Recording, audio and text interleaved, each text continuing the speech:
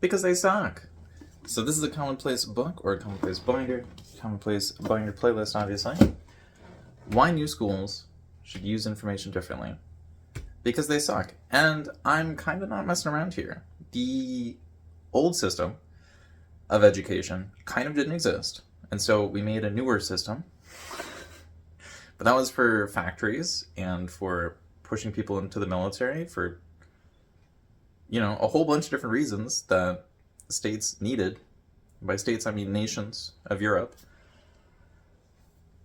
But the design hasn't changed much. It's just about regurgitating information, and you gotta memorize it, and it's really annoying. So we have all these systems done to, prevent cheating.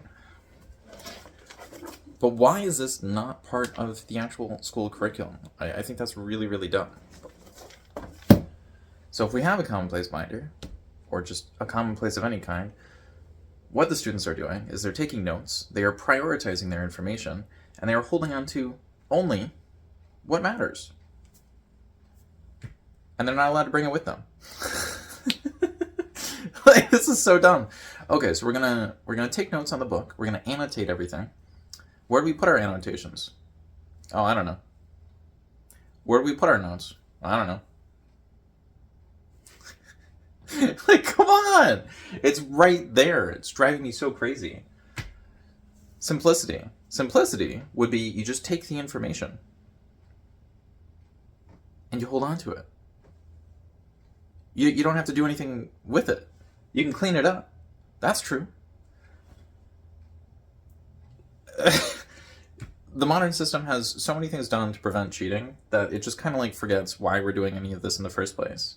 Are we trying to create good individuals who understand their place in society and what not to do and what to do and all that other stuff?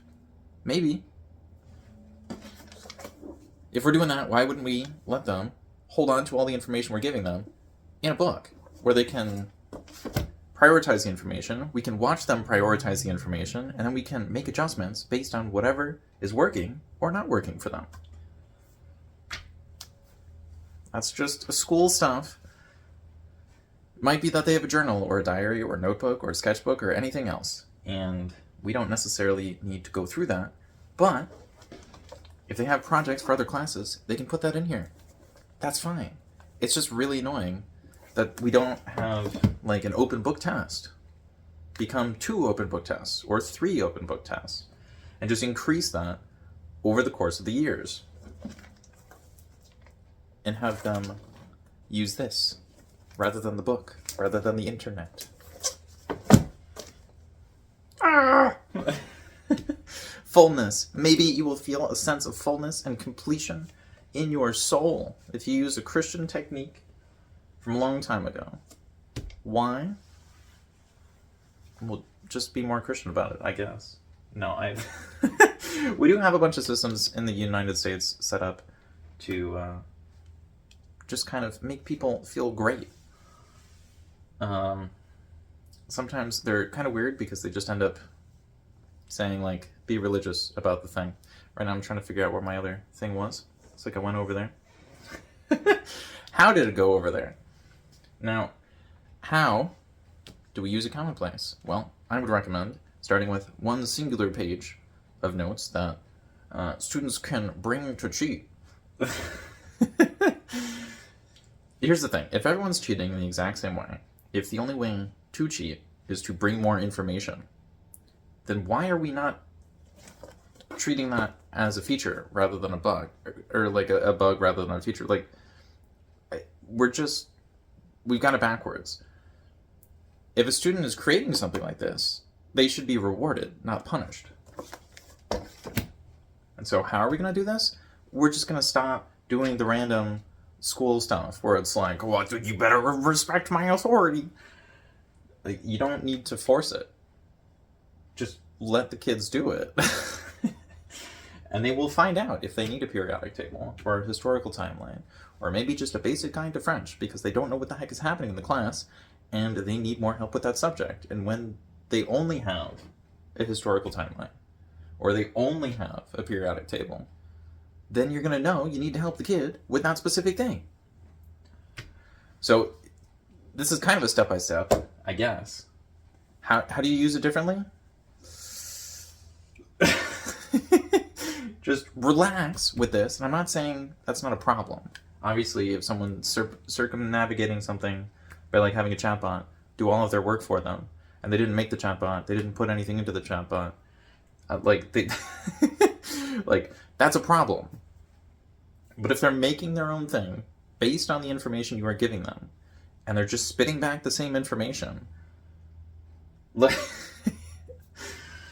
what sort of situation is someone going to be in when they're doing a job as an adult where they're not going to have access to information? Like, maybe you're an astronaut, there are no manuals on the space station, and all the power gets shut off, and somehow nobody dies at the same time. Are you a secret agent undercover in a foreign country? Like, what? Like, this isn't super complicated. Just, you get a sheet of paper. The second year, there are 2 sheets of paper. The third year, 3 sheets of paper.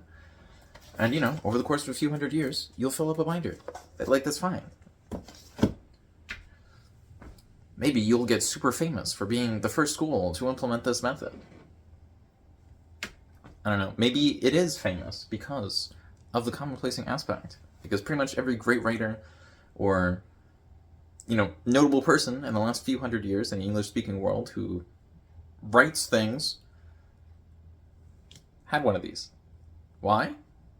Because there were no computers. So, like, now people just use computers for stuff most of the time. And that's fine. But this is more of a curiosity. So, yeah, you know, like, why do I call this a binder? Why do I, instead of calling it a commonplace book, why is it a commonplace binder? Well, because it's a binder. There's no index in the back. I just have a contents page in the front. Because I have a contents page, I need to write down stuff on the tabs so I can find it easily, and I can have it marked here and up top and wherever it is down below. It's just like it's another version of a commonplace. It's really not that hard. I don't need to say that this requires like a PhD or something. I am making this for children, so like some parts of it will look kind of sloppy because, big surprise, the kids are going to make things that are kind of sloppy. And oh, you don't like the handwriting? Well, here's the thing. A lot of kids don't learn proper handwriting anymore. So this would give them an example or an opportunity to use their handwriting.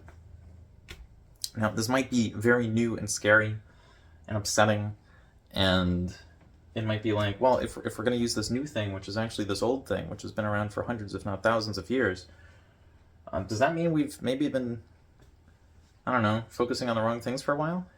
Maybe. But that doesn't necessarily mean that's bad.